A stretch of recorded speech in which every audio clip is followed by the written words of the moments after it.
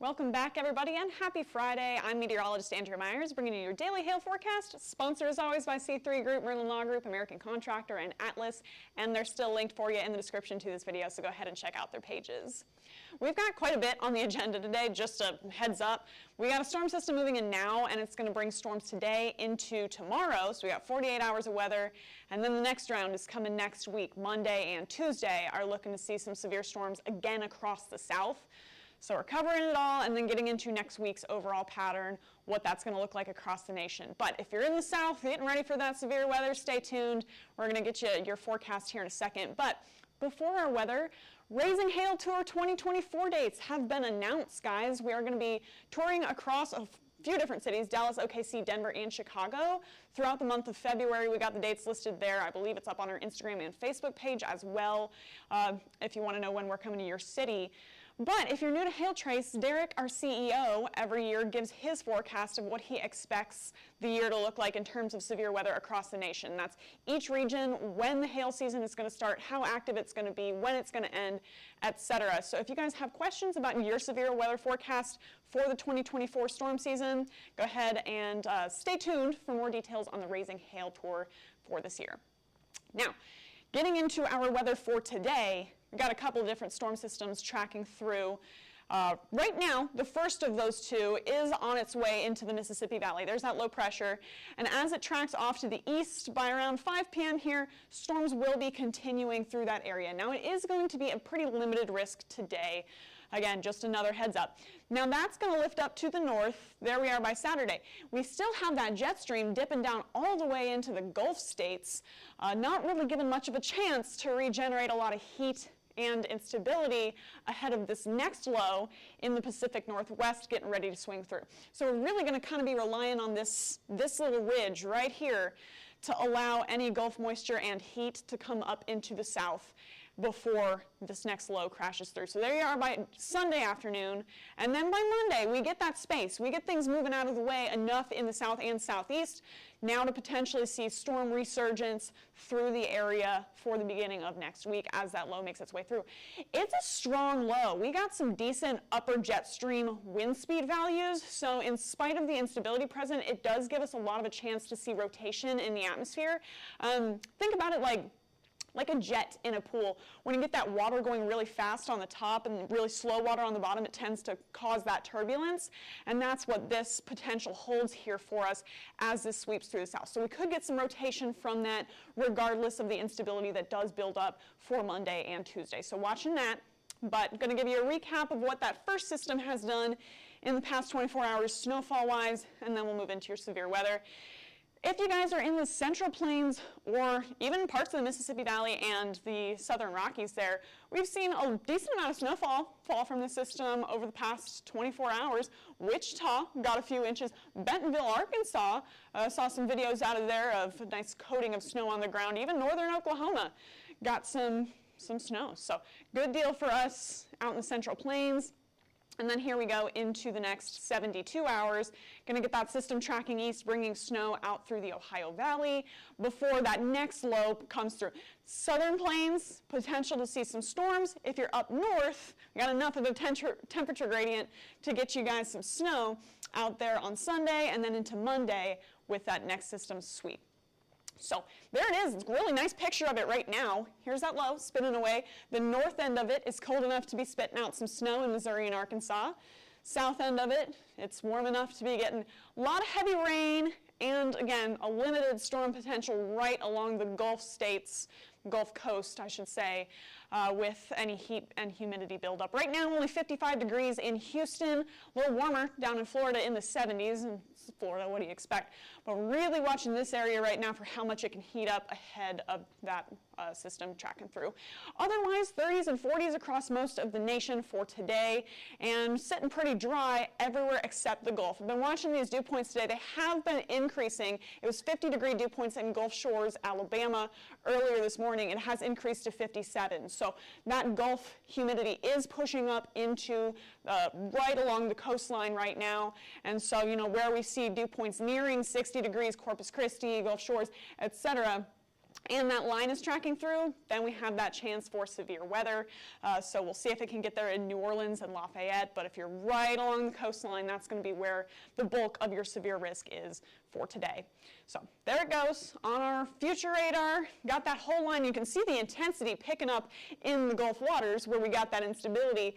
And, you know, as that stuff gets spit up onshore, could potentially see some rotating storms coming onshore, water spouts moving on as tornadoes, and then potential as well to see some high winds with any of this mess that's going on up in Mississippi, Alabama by 5 p.m., tracking eastward into Georgia and Florida by Saturday, and then we'll have your forecast coming up here in a second. So for today's wind, it's going to be chances for maybe some gusts up to 60, anywhere from far, far southeast Texas all the way into the Florida Panhandle. So if you're in Lafayette, New Orleans, Mobile, Pensacola, Tallahassee, any of the cities in between, very low end chance. It's going to be super scattered, but you could see some high winds with that system. Tornadoes, right along the coastline is really where I've got my eyes most closely on for tornado potential for today. But even that's going to be low end and scattered. Again, from Lafayette into Tallahassee today, could see some rotating storms moving onshore for you. So if you're in either of those areas, pay attention to the next 24 hours, and then it's the Florida show for the 24 hours after that. So Saturday, going to see those storms moving offshore on the East Coast and, you know, still lingering on the Florida Peninsula there by around 9 a.m. Eastern. Now it should kind of wane by the early afternoon hours. There you are by noon Florida time. Just seeing some heavy rain and a couple of rumbles of thunder here and there. Could potentially pick up again by the late evening. There you are by 5 p.m. And then it's just going to be some lightning flashes and general breezy winds, but we're not watching anything wildly severe after about your, you know, evening rush hour. And then just some scattered storms moving across the peninsula into Sunday, nothing severe.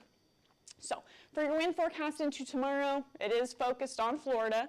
And again, 60-mile-an-hour wind gusts or so between Tampa, Orlando, Melbourne, Naples, anywhere just south of Jacksonville, just north of Miami for tomorrow in terms of wind.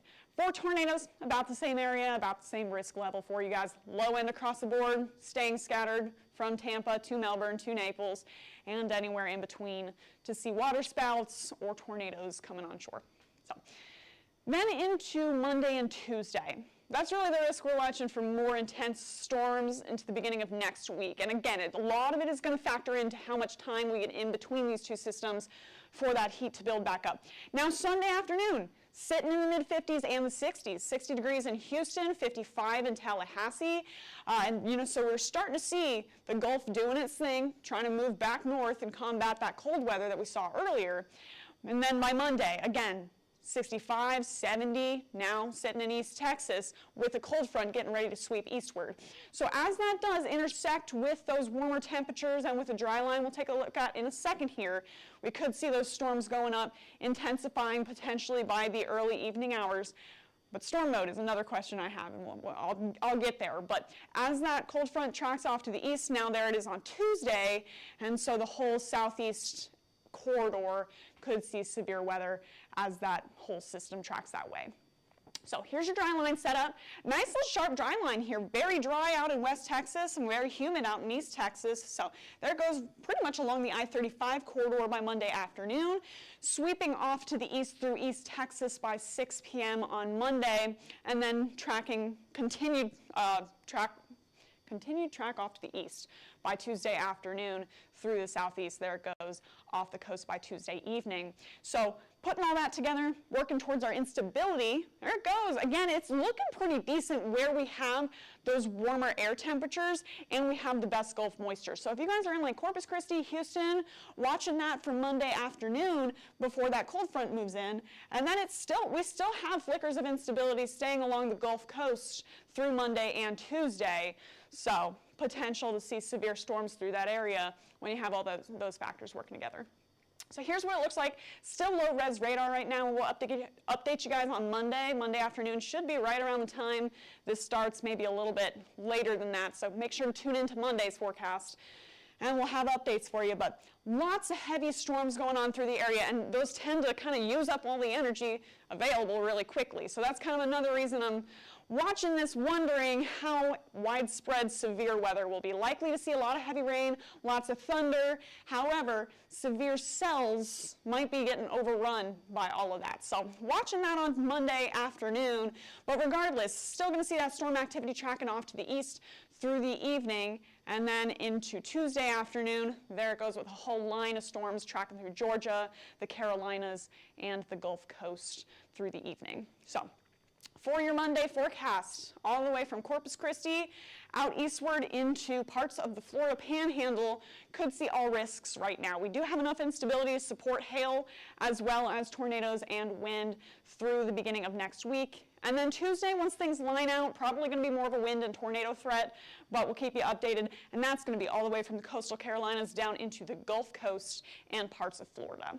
So I'll leave you with this for the rest of the nation. Here is your extended rain outlook through January 6th to the 10th.